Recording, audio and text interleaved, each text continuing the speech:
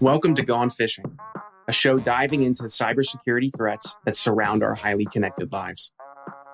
Every human is different. Every person has unique vulnerabilities that expose them to potentially successful social engineering. On this show, we'll discuss human vulnerability and how it relates to unique individuals. I'm Connor Swalm, CEO of FinSecurity, and welcome to Gone Fishing.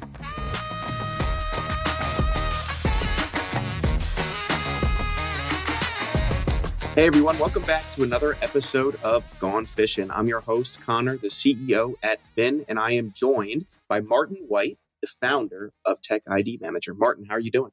I'm doing really good today. I'm super excited to be here and talk. I love doing webinars. They're always so much fun. Awesome. I'm super glad to have you. I know we've talked a bunch in the past, and I met you at several conference circuit shows in the past as well, so it's good to see you again. Yeah. Why don't you tell everyone a little bit more about yourself and a little bit more about TechID Manager? Sure. I'm Martin White. I got a computer engineering degree many moons ago from Clemson University. I worked in software all over the world. I wrote business systems, real-time automation systems. I wrote genetic algorithms to do logistical distribution problem solving. I did software literally all over the world. And then for 12 years, I worked at an MSP. I was the head of a development wing. And in that 12 years I worked there, I saw security go from something nobody cared about, something everybody's hyper-focused on. Security became a big deal. Malware became an issue. Email filtering became an issue. All these things became issues. Privileged account management also became an issue, in my opinion, but the industry kind of missed that. Their MSP I worked with had one admin account that 25 people used, and it was used at 400 different clients. So when somebody left, you couldn't revoke their access.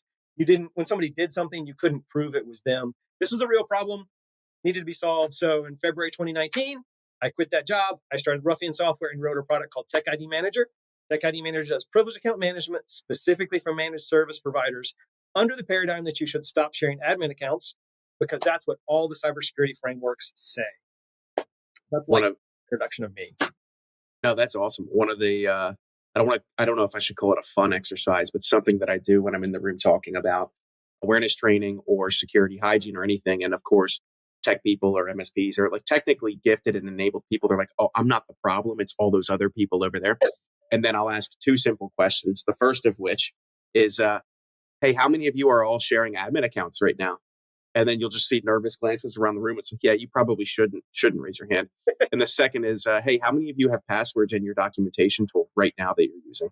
This those are quite literally two of the not only easiest to stop activities, but two of the activities that create the most amount of risk when it comes to just doing dumb things with the access management. Yeah, there's also the phrase, the admin password that people talk about, which is everybody talks about the admin password for this network, the admin password for this network.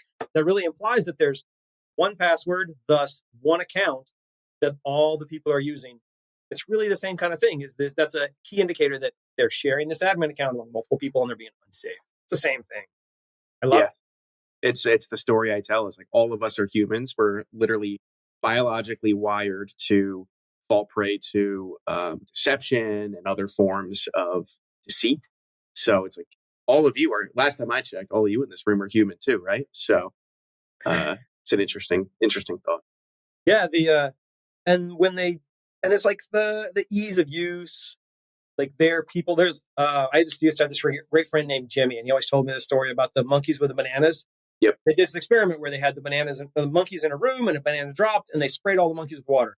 And then one by one, they replaced the monkeys. And then they got to the point where all the monkeys in the room had never been sprayed by water. But when bananas came down, the monkeys would fight a new monkey to keep it off the banana. That's that generational knowledge where technicians came into the MSP space. They were given, hey, here's the admin password. That's the way older people did it. It's the way the newer people did it. And they've just passed it down. And it's one of those things where everybody knows it's wrong, but it's so ingrained in culture and so ingrained in the way they do it, they don't even notice. Yeah. I'll give you a quote and I'll give it to everyone listening or watching is I always say tradition is just peer pressure from dead people. Yes. Just makes sense. It's like, all right, I'll give you an example. My grandma, I do it for her, right? I'm wearing a hat to Thanksgiving or to Christmas. She's like, hey, take your hat off indoors. It's like, I'm not going to fight my grandma. But like immediately I'm like, what? Like, why are we doing this? And it's just, goes back to some archaic belief that it was like incredibly insensitive to keep your hat on inside, and we just never got around. It's like weird, but Yeah, there's a lot of those weird things. There are all kinds of anecdotal stories about, you know, cooking Thanksgiving dinner. Some woman will cut the back of the turkey off and put it in a pan and cook it. And she's like, well, that's why my mom did it. And then, well, that's why the grandmother did it. But if you go ask the grandmother, she's like, well, the pan I had didn't fit the whole roast. So we had to cut the back of it off. Just doing things that people have told you to do for generations because they told you to do it without really questioning why. So that kind of brings us to a topic that is really, I want to say hot today or talked about a lot, is essentially we're living in a world that is incredibly more technically diverse, tech enabled. You hear a lot of words, Internet of Things is thrown around.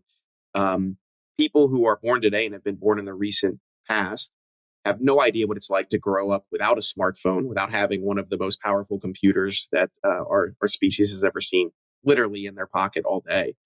So today we're going to talk about human-computer interaction. But what is that? What do you define as human-computer interaction? Human-computer interaction is that it's more than just the way you use the computer. It's the way that your brain has been conditioned to use the computer. There's some real interesting studies about younger generations versus older generations, and specifically in that the way they keep and categorize information in their head. Older generations, people who grew up without the internet, without the ability to just look up everything instantaneously, they would remember phone numbers. They'd remember full categories of information. They knew all the details about some subject. The younger generation, the generation that grew up with cell phones, the one that, there's something about this topic, and then they look it up real quick, and they have all that information available. They don't commit to memory the details of information. They only commit the header information. There is information about X. I don't know what the information is, but I can go look it up when I want it. So like the way that people's brains have changed because they're interacting with computers has changed also. And it's led to a big gripe of mine, a big personal gripe, is people will read the headlines to articles, but they won't read the article. And they'll think they gather everything they need from the headline. It's the TLDR, too long, didn't read syndrome, it happens all over the place in human-computer interactions. And even the people that are cybersecurity experts will read the headlines sometimes for an article. Like one of my big personal gripe of mine is a couple of years ago, an article came out that said, shouldn't change your password. This was accepted. Everybody was happy to hear this because changing your password is a big pain. But nobody really read the whole article. And the article really talked about the psychology of forcing someone to change a password on a regular basis and why that is bad. If you force somebody to change their password every 30 days, they fall into a pattern. They only want to remember a password. So, my dog, my cat, 1, my dog, my cat, 2. And it fell into a pattern. Or you force them to write that password down somewhere because they can't remember a new password every 30 days, every 90 days. So that article did not say changing your password was bad. It said forcing people, because of the way their brains work and people work and the human-computer interaction works, forcing people to change their password on a regular basis leads to bad habits. That's the human-computer interaction piece that really is affecting all of society. It's one of my favorite topics, It almost sounds like human-computer interaction is what are all the ways we've tried to jerry-rig technology to make our lives easier. Because at the end of the day, what's technology for anyways? Yeah. To make our lives easier. I'm not remembering a password. Well, I happen to use a password manager, and that's what I recommend to everybody. Don't keep it in a little folder that you keep on your desk or a sticky note, or don't keep reusing the exact same password and add a different number to the end of it over and over and over again. It's like there has to be a better way, but nobody's really committed to finding it because it's not convenient. Yeah. So and then they've started talking about MFA as like the way humans interact with computers. They did the TOTP for a while. People hated typing that 6-digit number. So now there's all these passwordless solutions coming out on the market. And it's really interesting if you go back and do a study, even in the 60s and 70s, there were articles about there are 3 ways you can authenticate who someone is on a computer system. Something they know, something they are, something they have. Those are the 3 types. And MFA just means you're using multiple of those 3 types of things. So like the not remembering a password, putting the password in a password manager, then becomes something you have instead of something you know. It's I love passwords and all that kind of stuff, but it's really interesting how people are adapting and changing their habits. You know? It is. Humans are incredibly weird and insecure. Like that's we're biological, so Yeah, we're not ones and zeros.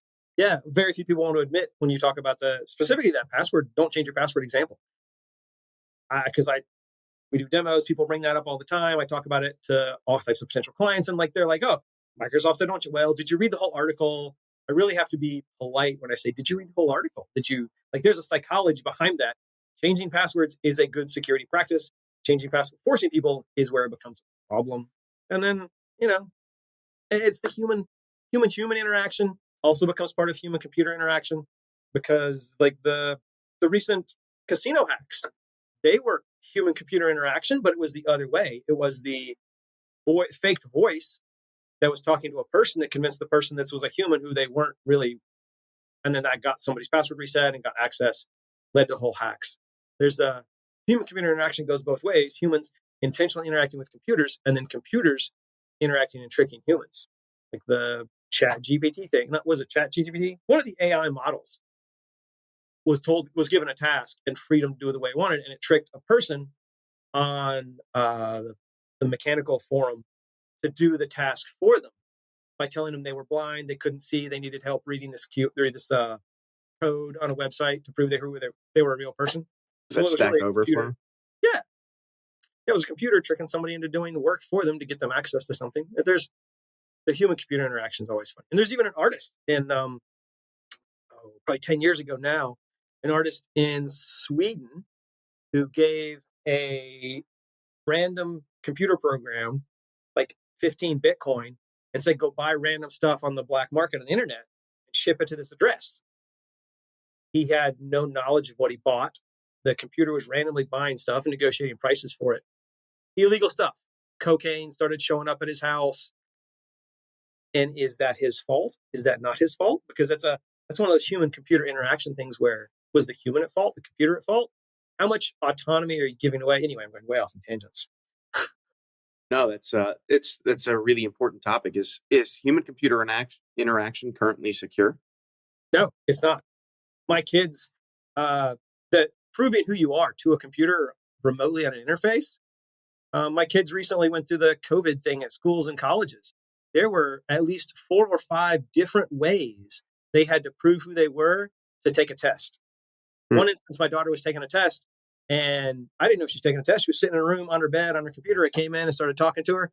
And she's like, Dad, I can't look away from the computer because this webcam is watching me to make sure I don't look away from the computer and cheat. Can you go away? So like the whole time she took a test, webcam was watching her. Facial recognition software was running to make sure she looked at the computer and didn't look at notes on the wall because that's what people do. That's dystopian. Yeah, very dystopian. And kids are finding all kinds of ways to break the computer-human interaction. They're the little genetic algorithms that are crazy. They figure out all the loopholes. I guess gone are the days when all you had to do was figure out how to turn a VPN on and you could bypass almost everything at your high school because now they've gotten a little wiser to it. They've gotten a lot wiser. They've locked down those computers, but still they're not sufficiently locked down. Yeah.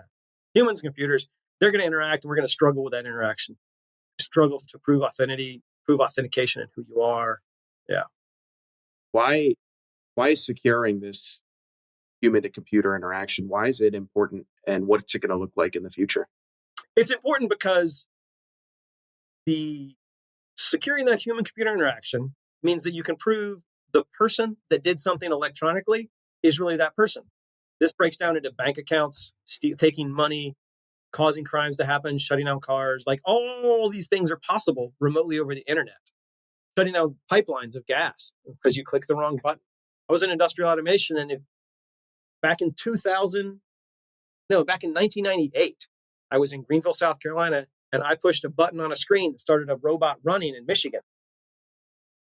So like even then, how did I know that robot, nobody was in that robot cell? There was a phone call that went on to make sure it's safe, but that really proved to me that there's a lot of physical danger that can happen if you don't prove who somebody is inside a computer when they're moving around. That's why it's important.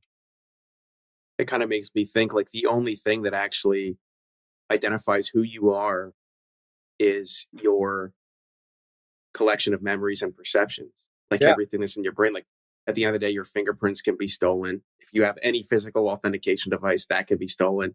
Yep. Your DNA or your biology could be, somebody could find a hair of yours and they could, replicate that and use that. It's like the only thing that actually identifies who you are with 100% certainty is your memories and your perceptions Yep. and Something all of that in your head. Yeah. Something you know, something you have, something you are. It's really hard to steal all three. So I guess if anyone's listening and they're going to bring human computer interaction, they're going to make it secure. It's find a way to incorporate all of a person's memory. And now essentially what we just described is the plot for that movie with Leonardo DiCaprio, Inception. Oh yeah. Yep. It's all just a long con. It's all actually just a long authentication. Yeah. That, Even what you know, like your memories, because so much stuff is going on the internet nowadays with Facebook and Instagram, and TikTok. Your memories are kind of figure outable. that's insane. If some folks wanted to learn a little bit more about you or a little bit more about TechID Manager, where would you like them to go? They should go to techidmanager.com. There's all kinds of videos there, me talking about the product. You can request a demo. You can sign up. You can actually use the product. TechIDmanager.com. Come check us out. We do privileged account management specifically for managed service providers. Right now, we have more products in the works. Awesome. And if they wanted to get in touch with you, can they find you on LinkedIn? They can. Martin White. They'll find me. Also on techidmanager.com. You can find my information there too. Awesome. For those of you who are listening or watching, we'll have links to Martin and we'll have links to TechID Manager in the show notes wherever you're watching this or listening to this. So if you'd like to learn a little bit more about Martin or human-computer interaction or where in the world this dystopian future might end up, I'm sure Martin would love to have you reach out and chat. Yes. Awesome. Well, thank you so much for joining me today, Martin. This was a blast. Thanks for having me, Fenn. I really enjoyed it. Awesome. Anytime. For those of you listening, those of you watching, thanks for joining us, and we'll catch you on the next episode. Thanks so much for tuning in to Gone Fishing. If you want to find out more about high-quality security awareness training campaigns, how to launch them in ways that actually engage employees to change their habits, then check us out, FinSecurity, at finsec.io. That's PHINSEC.io, or click all of the wonderful links in our show notes. Thanks for fishing with me today, and we'll see you next time.